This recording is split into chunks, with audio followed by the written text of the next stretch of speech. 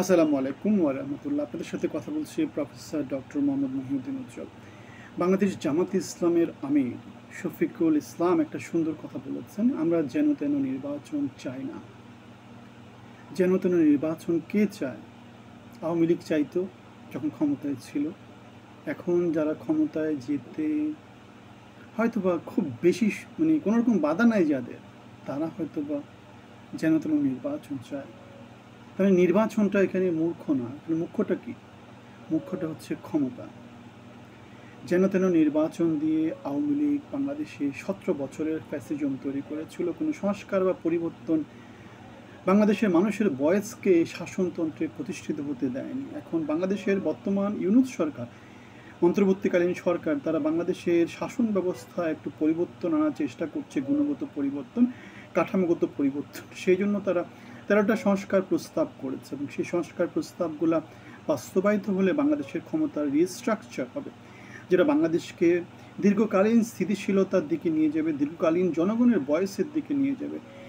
রাজনৈতিক হানাহানি, খুনোখুনি সেগুলো হবে না। বাংলাদেশের প্রত্যেকটা মানুষের ভোট শাসনতন্ত্রে প্রতিফলিত হবে, যেটাকে তারা বলছে প্রপোর্শনাল রিপ্রেজেন্টেশন।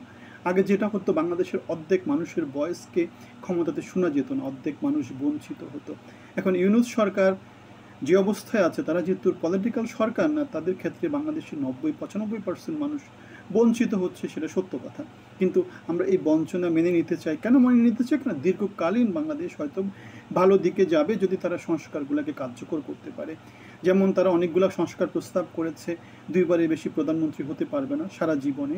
তারা প্রস্তাব করেছে বাংলাদেশের সংসদ সদস্য যারা হবে তারা প্রপোর্শনাল রিপ্রেজেন্টেশন নিয়ে আসবে, সমাজের সবগুলো ভোটই কাউন্ট হবে। এখন সেখানে ছোট দলগুলা ক্ষমতাতে যেতে পারবে, অথবা বড় দলগুলো একচ্ছত্র অধিপত্য থাকবে না। ফ্যাসিজম তৈরি করার যেই সিস্টেমটা ছিল সেটা থাকবে না। ভাই ভাই রাজনীতি বন্ধ হয়ে যাবে। এলাকাতে রাজনীতিতে আধিপত্য বিস্তার করার যে ব্যবস্থাটা ছিল সেটা নষ্ট হয়ে যাবে। সুতরাং এরকম অনেক অনেক ভালো কিছু প্রস্তাবনা আমাদের ইউনূস সরকার জনগণের জন্য সামনে নিয়ে এসেছে। এখন সেই সংস্কার প্রস্তাবগুলো বাস্তবায়িত না হলে যেন তেনভাবে একটা নির্বাচন হয়ে সরকার তৈরি হবে, আওয়ামী লীগের জায়গায় নতুন একটা বিএনপি আসবে ক্ষমতায়। আওয়ামী লীগ ফ্যাসিজম করেছে, এখন বিএনপি তাদের মতো করে ফ্যাসিজম তৈরি করবে। দলের মধ্যে গণতান্ত্রিক চর্চা হয়তো থাকবে না। লুটে পুটে বাংলাদেশকে খাওয়ার যে নতুন চিন্তা, নতুন যে ধারণা, সেই ধারণার বিরুদ্ধে সবসময় ছিলাম। 17 বছর সংগ্রাম করেছি, 5 বছর আগে চাকরি হারিয়েছি, কোটা আন্দোলনে ছিলাম, গণতান্ত্রিক আন্দোলনে ছিলাম। সুতরাং বাংলাদেশ নিয়ে কথা বলতে আমাদের কোথাও কোনো রকমের কার্পণ্য হবে না। সেটা হয়তো কেউ বলবে যে আওয়ামী লীগের পক্ষে যাচ্ছে, কেউ বলবে যে জামাতের পক্ষে যাচ্ছে, কেউ বলবে যে বিএনপির পক্ষে যাচ্ছে। সত্যিকার অর্থে যেটা যাচ্ছে সেটা হচ্ছে বাংলাদেশের পক্ষে যাচ্ছে। আমরা বাংলাদেশের পক্ষে কথা বলেছি। আমরা বাংলাদেশের শ্রেষ্ঠ সন্তানদের অন্যতম। আমার মা, আমরা বাংলা মায়ের বীর সন্তান। আমার বাবা দাদারা 71-এর মুক্তিযোদ্ধা ছিলেন, আমরা 24-এর মুক্তিযোদ্ধা। আমরা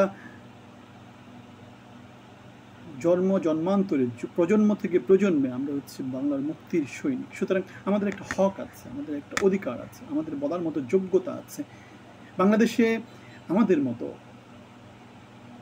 কাউকে তেমন করে আমি দেখতে পাই না। আপনারা কোথায় দেখতে পান একটু নামটা পিছনে মেনশন করেন। তাহলে আমরা যেটা বলছি সেটা হচ্ছে বাংলাদেশের জন্য আমরা কথা বলবো, কথা বলেছি, কথা বলার আমাদের হক আছে। বাংলার আপামর জনসাধারণের ভাগ্য নিয়ে ছিনিমিনি খেলা, সেই সুযোগটা মনে হয় বাংলার জনগণ আর বাংলাদেশের রাজনীতির অপাঙ্ক্তেয় লোকজনদেরকে আর দিবে না বলেই আমার বিশ্বাস। সবার জন্য শুভকামনা থাকলেও ভালো থাকবেন।